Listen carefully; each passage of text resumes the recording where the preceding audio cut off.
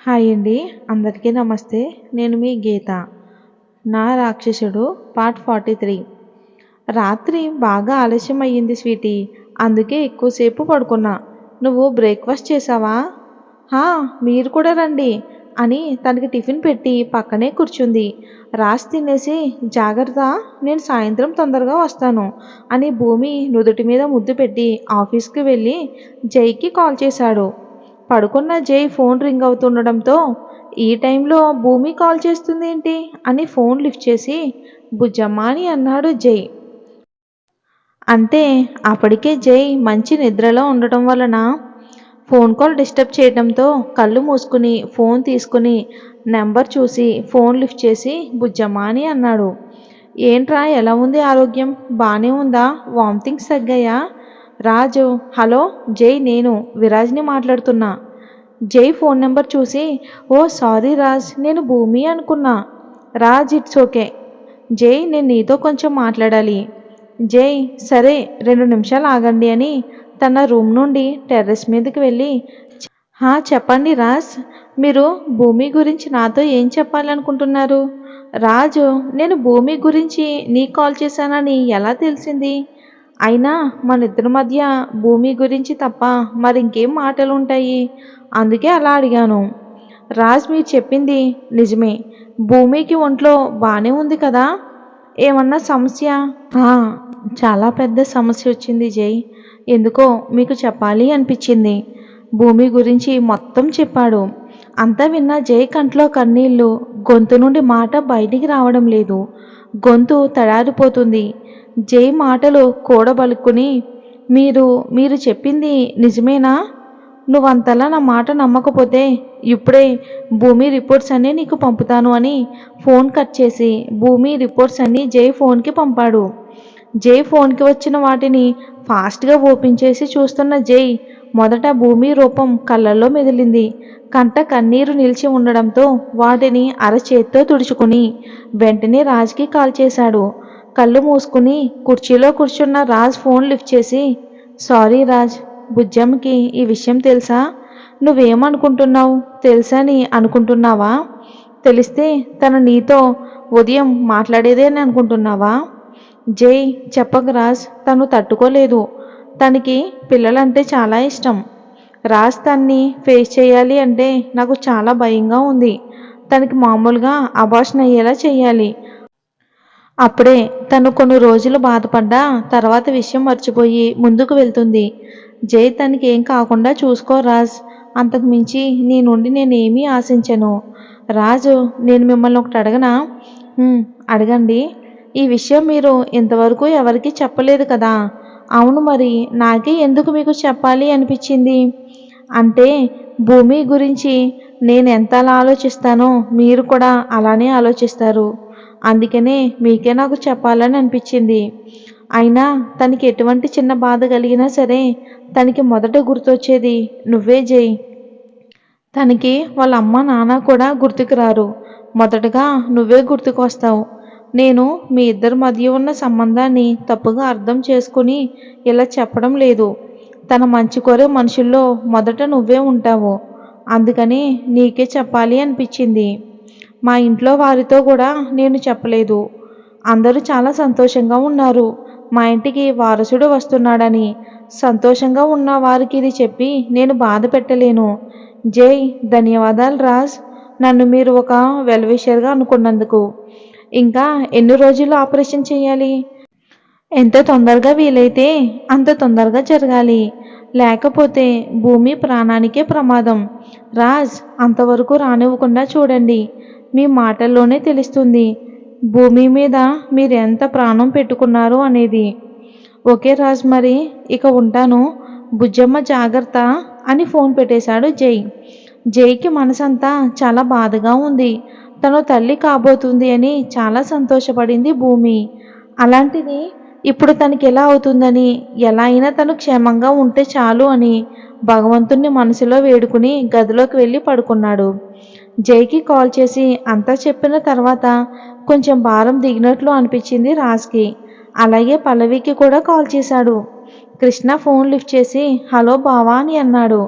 రాజు అందరూ సమాచారాలు అడిగి పల్లవి ఆరోగ్యం ఎలా ఉందో తెలుసుకుని అప్పుడు భూమి విషయం మొత్తం చెప్పాడు. కృష్ణ, ఏమంటున్నావు బావా? ఈ విషయం పల్లవికి తెలుసా? లేదు కృష్ణ, చెప్పాలని కూడా అనుకోవట్లేదు. మరి అత్తయ్యకి మావయ్యకి? అందుకే కదరా నీకే ఫోన్ చేశా. అందరూ చాలా హ్యాపీగా ఉంటారు. ఇప్పుడు వాళ్ళ సంతోషం నేను చెప్పే మాటతో ఆవిరైపోతుంది. కృష్ణ, నేనే అందరికీ చెప్తాను. పల్లవి ఉందా? మన మాటలన్నీ వింది. నువ్వే తనని కంట్రోల్ చేయి. కృష్ణ చేతిలో ఫోన్ తీసుకుని, అన్నయ్య, నువ్వు చెప్పింది నిజమేనా? అలా ఎలా అవుతుందిరా? ఇంట్లో అమ్మ, నాన్న, బాబాయ్, పిన్ని, అత్త, నందనన్నయ్య అందరూ కూడా ఎంత హ్యాపీగా ఉన్నారో తెలుసా? ఇప్పుడు ఇలానే తెలిస్తే వారు ఎలా రియాక్ట్ అవుతారో. ముందు భూమి ఎలా ఉంది చెప్పు. తనకి తెలుసా? నువ్వే చెప్పు, తనకి తెలిస్తే ఏమవుతుంది అని. దానికి పిల్లలంటే చాలా ఇష్టం రా. అబార్షన్ తప్ప ఇంకో మార్గం లేదా మరి? అలా ఉంటే ఇంతవరకు నేను రానిచ్చేవాణ్ణే కాదుగా. తన గర్భసంచి చాలా చిన్నగా ఉంది. బేబీని క్యారీ చేయలేదు. నెలలు పెరిగే కొద్దీ తనకి బ్రీతింగ్ సమస్య వచ్చి లోపల బేబీ ప్రాణాలతో ఉంటుంది అని గ్యారంటీగా చెప్పలేను అని రీతు చెప్పేసింది. నీకు తెలుసు కదా, తను అలా చెప్పింది అంటే సమస్య చాలా పెద్దది అని. లేదు, మీకు బేబీనే కావాలి అనుకుంటే భూమి గురించి పూర్తిగా మర్చిపోవాలి అని చాలా గట్టిగా చెప్పింది. రీతు వదిన చెప్పింది అంటే ఖచ్చితంగా అవుతుంది. మరి భూమికి తెలియకుండా ఆపరేషన్ చెయ్యాలి కదా రాజ్? అవును, అన్నీ సిద్ధం చేశాను. రీతు ఇంకో 2 రోజుల్లో తనకి ఆపరేషన్ జరుగుతుంది అని చెప్పింది. అమ్మకి నువ్వే చెప్పాలి. పల్లవి తను ఏడుస్తూ ఉంటే ఫోన్ తీసుకుని, బావా, భూమిని జాగ్రత్తగా చూసుకో, ఇక్కడ నేను చూసుకుంటా. తన ఆరోగ్యం సెట్ అయిన తర్వాత మేము అక్కడికి వస్తాం. రాజు సరే బాయ్ అని ఫోన్ పెట్టేశాడు. రాజు ఆఫీసులో ఉన్నాడే కానీ పని మీద దృష్టి పెట్టలేకపోతున్నాడు. అర్జున్ తన క్యాబిన్లోకి వెళ్ళి, రే బావా, నువ్వు ఇక వెళ్ళు, నేను ఇక్కడ పని చూసుకుంటా. రీతు ఇంటికి కాల్ చేసి పని మనిషితో ఏదో మాట్లాడతానని చెప్పింది. తనకి అబార్షన్ అవ్వడానికి మాత్రలు ఇంటికి పంపిస్తాను అని చెప్పింది. ఒకేసారి కాకుండా ఇలా పండ్ల రసంలో కలిపిస్తే తనకి కూడా డౌట్ రాకుండా ఉంటుంది అని. రాజు అర్జున్ని కౌగిలించుకుని, కష్టంగా ఉందిరా, ఇలా తనకి తెలియకుండా తన కడుపులో పెరుగుతున్న బిడ్డని చంపడానికి. నాకెందుకో పాపం చేస్తున్నా అనిపిస్తుంది అర్జున్. రాజ్ని దూరం జరిపి, నువ్వేనా ఇలా మాట్లాడుతున్నావు రాజ్? మనం ఆరోగ్యంగా ఉన్న బిడ్డని చంపడం లేదు రాజ్. అలా చేస్తే నువ్వు అన్నట్టు మనం పాపం చేస్తున్నామని అర్థం. కానీ మనం ఇక్కడ చేస్తుంది భూమి ప్రాణాలతో ఉండాలి అని. ఇప్పుడు ఇలా చేసినా భగవంతుడు మరోసారి తనకి తల్లయ్యే అవకాశం తప్పకుండా ఇస్తాడు రాజ్. నువ్వు ఎక్కువగా దేని గురించి ఆలోచించకు.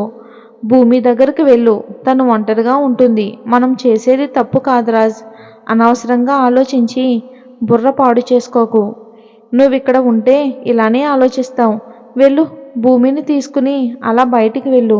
తనకి ఎప్పుడు ఏమవుతుందో మనకు తెలీదు అని రాజుని బలవంతంగా ఇంటికి పంపాడు. వెళ్తూ మధ్యలో రీతుకి కాల్ చేసి మాట్లాడ్డాడు. రీతు, నేను ఇప్పుడు ఇచ్చిన ట్యాబ్లెట్ల వల్ల తనకేం సమస్య రాదు.